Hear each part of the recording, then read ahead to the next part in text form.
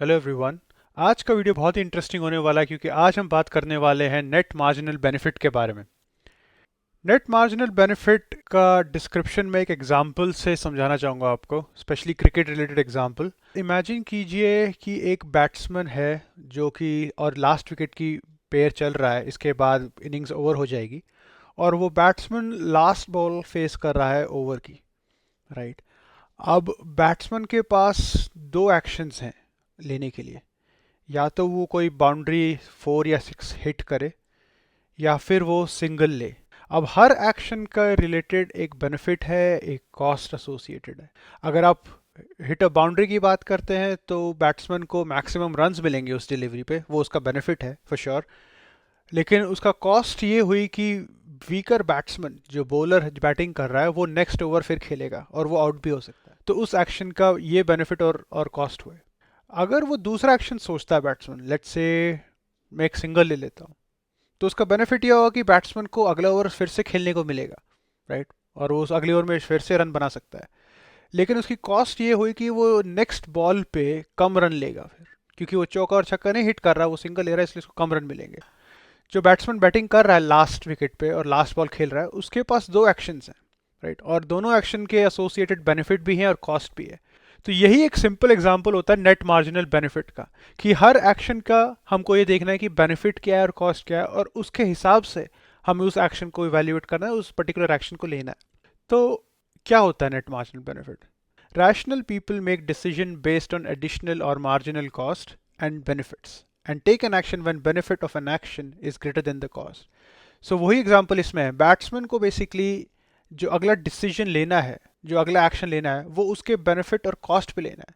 अगर बैट्समैन को लगता है कि मेरे लिए ज़्यादा बेनिफिशियल है कि मैं अभी चौका या छक्का मार के रन ज़्यादा एक्यूमुलेट कर लूँ और रादर देन अभी सिंगल लूँ, तो बैट्समैन बाउंड्री हिट करने की सोचेगा, राइट, क्योंकि वो उसके लिए वो बेनिफिशियल एक्शन है। दूसरी इंपॉर्टेंट चीज़ नेट मार्जिनल बेनिफिट में ये है कि बैट्समैन ये नहीं सोच रहा है कि मैंने लास्ट पिछली 5 बॉलों पे कितने रन बनाए। बैट्समैन ये सोच रहा है कि मुझे नेक्स्ट बॉल पे क्या एक्शन लेना है। सो बैट्समैन सिर्फ नेक्स्ट एक्शन का बेनिफिट कंसिडर कर रहा है, और जो प्रीवियस एक्शंस लिए थे वो नहीं सोच रहा है। एज इन जो प्रीवियस पहले 5 बॉलें थी ओवर की, उसके बारे में वो जो एक्शन लिए थे वो कंसिडर नहीं कर रहा है। बट जो इनकमिंग बॉल आने वाली है उस पर क्या एक्शन लिया जाए उसके बारे में वो फोकस कर रहा है। तो ये नेट मार्जिनल बेनिफिट के कुछ प्रिंसिपल्स होते हैं।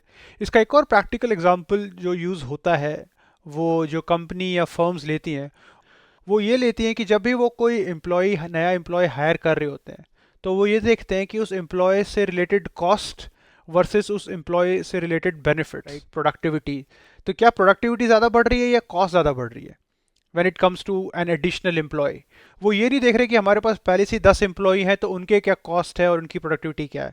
बट वो ये देख रहे हैं जो हमारा एडिशनल या फिर जो मार्जिनल या जो इंक्रीमेंटल जो कॉस्ट है, जो नए एम्प्लॉय हम हायर कर रहे हैं, उसका बेनिफिट और उसकी कॉस्ट क्या है। तो ये हमेशा नेक्स्ट एक्शन के बारे में सोचा जाता है नेट मार्जिनल बेनिफिट में, जो प्रीवियस एक्शन है उनके बारे में नहीं सोचा जाता। रिड्यूसिंग नेट मार्जिनल बेनिफिट की बात करेंगे और इसका बहुत ही सिंपल एग्जांपल है पिज़्ज़ा स्लाइसेस का। लेट्स से आपको तो बहुत ज़्यादा भूख लगी है और आपको कोई एक पिज़्ज़ा का स्लाइस मिल जाता है, आप बहुत खुश हो, आपकी भूख काफ़ी कम हो जाती है, आप बहुत हैप्पी हो। लेट्स से उसी के बाद आपको एक और पिज़्ज़ा का स्लाइस मिलता है। अब आप सोच रहे हो, यार भूख तो मुझे थोड़ी सी लगी है, इतनी नहीं है जितनी पहले थी, बस थोड़ी सी तो है, तो मैं दूसरा स्लाइस भी खा लेता हूँ। तो आपने दूसरा स्लाइस भी खा लिया, लेकिन अब आप हैप्पी हो पर उतने नहीं हो, क्योंकि आपको उतनी सेटिस्फैक्शन, उतना बेनिफिट नहीं मिला जो आपको फर्स्ट स्लाइस में मिला था जब आप ज़्यादा भूखी थे। अब आपको थर्ड पिज़्ज़ा का स्लाइस ऑफर होता है। अब आप सोचते हो, यार भूख तो इतनी नहीं है मुझे जो पहले थी, राइट, लेकिन चलो कोई नहीं, मैं पिज़्ज़ा खा लेता हूँ। आप पिज़्ज़ा खाते हो लेकिन आपको वो बेनिफिट नहीं मिलता जो आपको पहले 2 स्लाइसेस में मिल रहा था। क्यों? क्योंकि आपकी भूख अब कम हो गई है। तो जो भी जो नया पिज़्ज़ा का स्लाइस आपको मिल रहा है वो इतना बेनिफिट नहीं कर रहा है आपको जो पहले वाले कर रहे थे। उसी के थ्रू लेट्स से आपको फोर्थ पिज़्ज़ा का स्लाइस मिलता है। अब आप बिल्कुल नहीं खाना चाहते, अब आप पूरे, क्योंकि आपका पेट भर चुका है, अब आपको कोई बेनिफिट नहीं मिल रहा उस जो नया पिज़्ज़ा का स्लाइस मिल रहा है उसमें आपको कोई भूख नहीं है, इसलिए आपको कोई बेनिफिट भी नहीं मिल रहा है। इसलिए अब आप इंटरेस्टेड नहीं हो उस पिज़्ज़ा इस खाने में, क्योंकि आपकी भूख खत्म हो गई। तो यही रिड्यूसिंग नेट मार्जिनल बेनिफिट का कॉन्सेप्ट है, कि marginal benefit normally decline as a consumer decides to consume more and more of a single good.